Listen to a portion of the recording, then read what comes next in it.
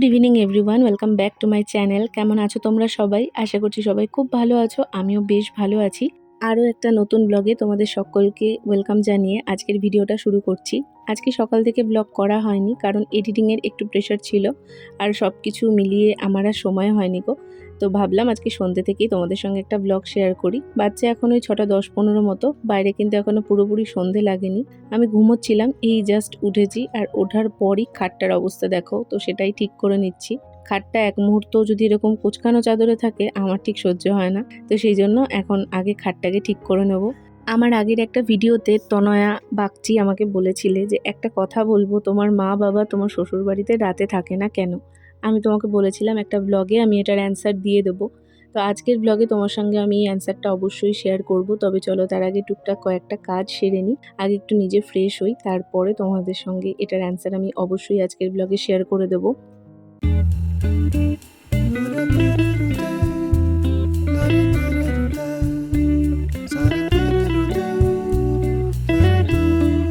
দুপুর হোক কিংবা রাত, আমি শোয়ার সময়তে মোবাইল, হেডফোন, চার্জার সব কিছু নিয়ে শুই, কারণ রাত্রিবেলাতে তো 3টে ফোন চার্জ দিতে হয়। আমি উঠে উঠে 3বার করে চার্জে দিই, মানে প্রথমে শোয়ার সময় আমার যে কথা বলার ফোনটা আছে ওটাকে চার্জে দিয়ে রাখি। মাঝরাত্রের দিকে যখন আবার উঠি তখন আমার ওই ফোনটা খুলে নিয়ে ব্লগিং ফোনটা চার্জে দিই, আর সকাল 6টা নাগাদ আবার উঠি ঘুম থেকে, তখন রিন্টুর ফোনটা চার্জে দিয়ে দিই। কারণ সকালবেলায় ওঠার পর না আর ফোন চার্জে দেওয়ার মতন সিচুয়েশান রোজ দিন থাকে না, কারণ এখন এই পুজোর কাজ হয়তো শুরু হয়েছে, সেই জন্য প্রায় দিনই সকালটা বেলা কারেন্ট থাকে না। আর সকাল থেকেই যেহেতু আমার ব্লগিং ফোনটা দরকার, রিন্টুও বেরোবে, ওরও ফোনে চার্জে দরকার, ওই জন্য রাত্রে উঠে উঠে আমি চার্জে দিই, আর ওই 10বার ওঠা আমার অভ্যাস হয়ে গেছে। আমার ব্লগে প্রীতি আমায় জিজ্ঞেস করেছিলে এই কাঁচের বোতলটা আমি কোথা থেকে নিয়েছি। তো এটা আমি বিশাল থেকে নিয়েছিলাম। বিশালে এরকম কাঁচের জলের বোতলের বেশ সুন্দর সুন্দর কালেকশন থাকে। অ্যাকচুয়ালি বিশালে শুধু কাঁচের জলের বোতল না, সব কিছুরই কালেকশন বেশ ভালো। আমি তো দেখোই অনেক কিছুই বিশাল থেকে নিয়েছি, আর তাছাড়াও রুম ডেকোরেশনের বেশ কয়েকটা জিনিস আমি কিন্তু মিশো থেকেও নিয়েছি। আচ্ছা, এই মুহূর্তে তোমরা কি নোটিস করছো ওই পেঁচাটা কিন্তু দেয়ালে নেই, ওটা ওই আলমারির সাথেই আবার ঝুলছে। আসলে আমার হাতে বেশ কয়েকটা ব্লগ করা রয়েছে, এই জন্য না একটু আগে পরে হয়ে গেছে পোস্ট করতে, মানে এইটা আগের ব্লগ ছিল আর পরেরটা আগে চলে গেছে, তাই জন্যই পেঁচাটার জায়গা পরিবর্তন হয়ে গেছে। তবে এখন তো ওটাকে আমি পেরেকে ওই সাইডে ঝুলিয়ে দিয়েছি, তোমরা তো দেখেইছো। যাই হোক, আজকের মেন কথাতে আসি।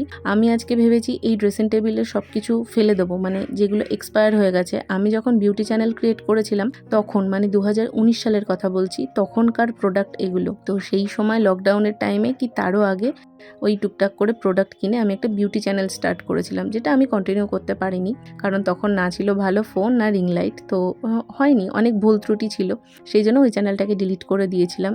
আর এই প্রোডাক্টগুলোর মধ্যে বেশিরভাগটাই ওই টাইমে কেনা, তো যেগুলো এক্সপায়ার হয়ে গেছে সেগুলোকে আমি ফেলে দেবো। বাদ বাকি এই যে মাইগ্ল্যামের এই প্যালেটগুলো দেখছো, আর ওই যে বড় প্যালেটটা দেখালাম সিভানার আইশ্যাডো, ওটা ভালো আছে, মানে এক্সপায়ার হয়নি। বাদ বাকি যেগুলো এক্সপায়ার হয়েছে সেগুলোকে শুধু শুধু জমিয়ে রেখে তো লাভ নেই। আর এই ওয়েট অ্যান্ড ওয়াইল্ডের এই মেকআপ সেটিং স্প্রেটা দেখো, মানে এতই পুরনো হয়ে গেছে, এটা স্প্রেটাও কাজ করছে না। নিকাকের এই প্যালেটগুলোও দেখলাম এক্সপায়ার হয়নি। ওয়েট অ্যান্ড ওয়াইল্ডের এই ফাউন্ডেশনটা ফিটমি ফাউন্ডেশন, আর একটা আছে ফিটমির ফাউন্ডেশন, এই 3টে কিন্তু এক্সপায়ার হয়নি। তো যেগুলো এরকম এক্সপায়ার হয়নি সেগুলোকে রাখবো, বাদ বাকি সব ফেলে দিয়ে এই জায়গাটাকে পরিষ্কার করব। অযথা জিনিস জমিয়ে রেখে ওইগুলোর কোনো মানেই হয় না। আর এই 3টে তো একদমই নতুন, তো এগুলোর প্যাকেজ খুলে তারপর নর্মালভাবে রাখবো, তাতে জায়গাটা কম লাগবে। আর আমার এই দুটো তাকেই প্রোডাক্ট রয়েছে, বাদ বাকি ভেতরে তো আছেই। তো আজকে সমস্ত কিছু আমি ডিক্লাটার করে দেবো, জায়গাটাও গোছানো হয়ে যাবে পুজোর আগ দিয়ে। আর অহেতুক জিনিস এক গাদা জড়ো হয়ে রয়েছে, সেগুলো সব ফেলে দিয়ে, দেখতে পাচ্ছ এই সাইডেই সব এঁটে গেছে। তবে প্রাণে ধরে আমি এখনও একটা প্যালেট ফেলতে পারিনি, যেটা এই সাইডে আছে, পরে তোমাদের দেখাবো নয়। আর এখন এই ঝুড়িটা সেদিনকে মেলা থেকেই কিনেছিলাম, তো এই ঝুড়িটার মধ্যে করে আমি এখন সব নেল পলিশগুলো রেখে দেবো। এগুলো বেশিরভাগই আছে আমার এখানে মাইগ্ল্যামের, আর এই নেল পলিশগুলোর মধ্যে শুধুমাত্র ওই যে ওইদিকে দুটো রাখলাম, আরও এরকম দুটো আছে, দেখো মোট 4টে, ওই 4টেই শুধু আমার কেনা, বাদ বাকি সব আমি পিয়ারে পেয়েছিলাম, সেগুলোকে সবই এখানটা করে সাজিয়ে নিচ্ছি। আর এই লিপস্টিকটা দেখো কত পুরনো, এই 3টে লিপস্টিকই পুরনো হয়ে গেছে মেবলিনের। ওই মাঝের যে পার্পেল কালারটা, ওটা আমি খুব শখ করে কিনেছিলাম, তখন খুব ট্রেন্ড উঠেছিল পার্পেলের, আমার না এখন আর ভালো লাগে না ওই কালার। কালারটা, তো ওটাকেও আমি ফেলে দিয়েছি। বাদ বাকি এখানে এই যে লিপস্টিকগুলো, এগুলো সবই নতুন, এগুলোর কোনো অসুবিধে নেই, কিন্তু বাদ বাকি যা যা ছিল ওগুলোকে ফেলে দিয়ে এখন আমি বাইরেটাও ভালোভাবে পরিষ্কার করে নেব। কেমন একটা ধুলো পড়ে গেছে, আর এই যে এই হ্যান্ডেলগুলো, এগুলোতে কেমন একটা দাগ দাগ মতন হয়ে গেছে, তো ভালো করে আমি পরিষ্কার করে নিচ্ছিলাম।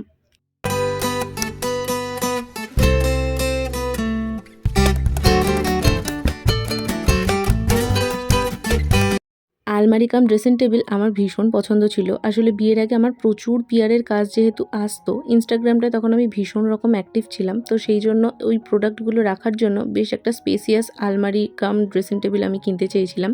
তো এটা আমার বেশ এক দেখাতেই পছন্দ হয়েছিল, আর আমি না চেয়েছিলাম ঘরের মধ্যে প্রত্যেকটা জিনিস একই রকম কালারের হোক। দেখবে আমার এই ড্রেসিং টেবিলটা, তার সাথে দরজাগুলো, মানে ঘরের যে দরজা সেগুলো, আলমারির কালারটা মোটামুটি আমি একরকম রেখে করার চেষ্টা করেছি, আমার বেশ ভাল লাগতো। তো সেই জন্যই করা। আমি এই ড্রেসিং টেবিলটা কেনার পেছনে একটা অনেক বড় হিস্ট্রি আছে, তো সেটা তোমাদের সাথে পরে কখনো শেয়ার করব। তবে এখন আমার গোছানো কমপ্লিট, ফাইনাল লুকটা একবার দেখিয়ে দিই। ওপরে এইখানটা করে আমি সব জুয়েলারিগুলো রেখেছি, এটা আগে আলমারিতে থাকতো, তো সেগুলোকে এখানটা করে স্টোর করে রেখে দিয়েছি, যাতে কোথাও গেলে আমাকে আলমারি খুলে টানা হেঁচড়া না করতে হয়। মোটামুটি ভালোভাবেই জুয়েলারিগুলো বক্সে বক্সে গোছানো ছিল, তো শুধু আমি এখানে ট্রান্সফার করে দিয়েছি।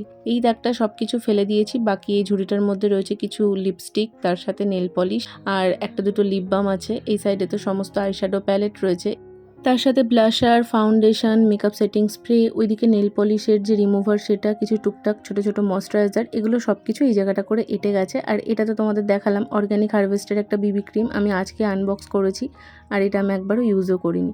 ইনসাইডের এই মানে গ্লিটারগুলো আছে, নিচটা করে রেখে দিয়েছি আইশ্যাডো প্যালেট কিছু। তো এখানে মোটামুটি এগুলোই সব রেখেছি। আর গোছানোটা কেমন হয়েছে আমাকে একবার অবশ্যই জানিও। এবার চলো ভেতর দিকটা দেখাই।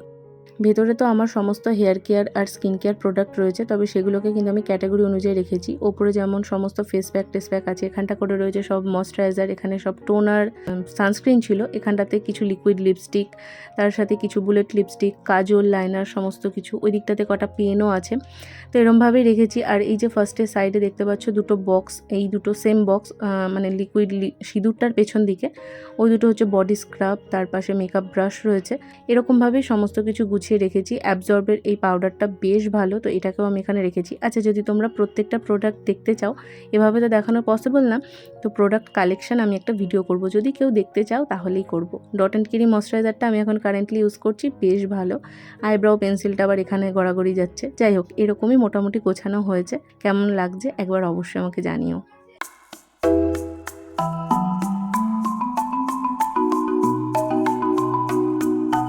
আর এখানে এই কয়েকটা জিনিস রয়েছে। এটা তো প্রথমে ড্রেসিং টেবিলটার সামনে আমি পেতে দেবো, তাতে ধুলোটা না কম পড়ে। আগে এই জায়গাটায় প্রচণ্ড ধুলো পড়ে যেত, আর দেখতেও ভালো লাগতো না, তো ওই জায়গাটা করে ওটা রেখে দিলাম। বাদ বাকি সব কিছু জায়গার জিনিস জায়গায় রেখে দিয়েছি। নুপুরটা ছিল, ওটাকে আলমারিতে তুলে দিয়েছি। আর এখানে বেশ কয়েকটা জিনিস কাঁচা হয়েছিল, সেগুলোকে গুছিয়ে খাটটাকেও ঠিকঠাক করে নেব। এবার তোমাদের বলি বাবা মা কেন আসে না। দেখো, আসে না এমনটা নয়, এ বাড়িতে যখন কোনো অনুষ্ঠান হয়, যেমন আমাদের বিবাহবার্ষিকী হয়েছিল যখন, তখন এসেছিল। আমাকে যখন দিতে আসে তখন আসে। এখানে রাত্রে থাকে না, কারণ আমাদের থাকার মতন রুম নেই। এই রুমটায় আমি আর রিন্টু থাকি, পাশের ঘরে মা থাকে।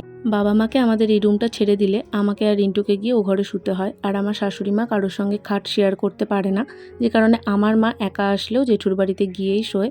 আর মা বাবা এ ঘরে শোবে, আমরা ও ঘরে মাটিতে শোবো, বা সেই শাশুড়ি মার সাথে খাটে শোবো, সেটা তো হয় না। তো ওই জন্য ওইভাবে এত হজবরল না করে, যেখানে অপশান আছে সেহেতু বাবা মা জেঠুর বাড়িতেই থাকে।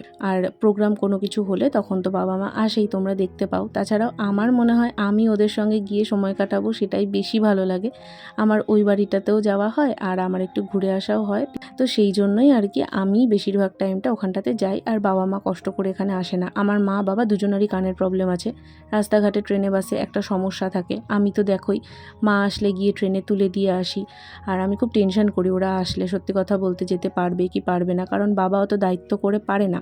তো সেই জন্যই আর কি ওরা আসে কম, আমি যাই বেশি। আশা করি তোমাদের প্রশ্নের উত্তর দিতে পেরেছি। আর মা একা আসলে মা তাও জেঠুর বাড়ি শোয়, কারণ ওই তো বললাম যে আমার শাশুড়ি মা কারোর সঙ্গে খাট শেয়ার করতে পারে না। সেটা আমার রিন্টুর সাথেই বলো কি আমার মার সাথেই বলো, উনি একা শুতেই বেশি পছন্দ করেন। তো সের মধ্যে গিয়ে কি করে ঢুকি, প্রত্যেকেরই নিজের একটা চয়েস আছে, তো সেই জন্য আমিও ফোর্স করি না, মা জেঠুর বাড়ি শুতে চলে যায়। তো এই হলো মেন ব্যাপার, আর কোনোই ব্যাপার না। তো আশা করি তোমাদের সব প্রশ্নের উত্তর আমি ক্লিয়ার করে দিতে পেরেছি। আর এদিকে তোমাদের সাথে কথা বলতে বলতে আমি কিন্তু বেশ কয়েকটা কাজ কমপ্লিট করে নিয়েছি। এই নাইটিটাও কেচে দিয়েছিলাম, এটা এখনও শুকায়নি, সেই জন্য নাইটিটাকে ঘরের দরজাতেই মেলে দিলাম, বাইরে কোথায় আর মেলবো। ঘরটাও ভালোভাবে ঝাঁট দিয়ে এখন আমি বসে পড়েছি, মাকে ফোন করব। মার সাথে সন্ধ্যের দিকটা এই টাইমটা করে বেশ খানিকটা টাইম কথা হয়, আর দুপুরবেলাতেও কথা হয় বেশ কিছুটা টাইম। তো মার সাথে আমি এখানে আড্ডা দিচ্ছিলাম। আর আজকের ব্লগটা তাহলে এখানেই শেষ করছি। আজকে অনেকটা খাটাখাটনি হয়ে গেছে, মানে বসে বসেই গুছিয়েছি ঠিক কথা, কিন্তু ওগুলো ফেলবো রাখবো এই সমস্ত করতে অনেকটাই টাইম গেছে। আজকের ব্লগটা যদি তোমাদের একটুও ভালো লেগে থাকে তাহলে একটা লাইক করে দিও, চ্যানেলে প্রথমবার হলে সাবস্ক্রাইব করে পাশে থেকে যেও। দেখা হচ্ছে নেক্সট ভিডিওতে। আজকের মতন টাটা।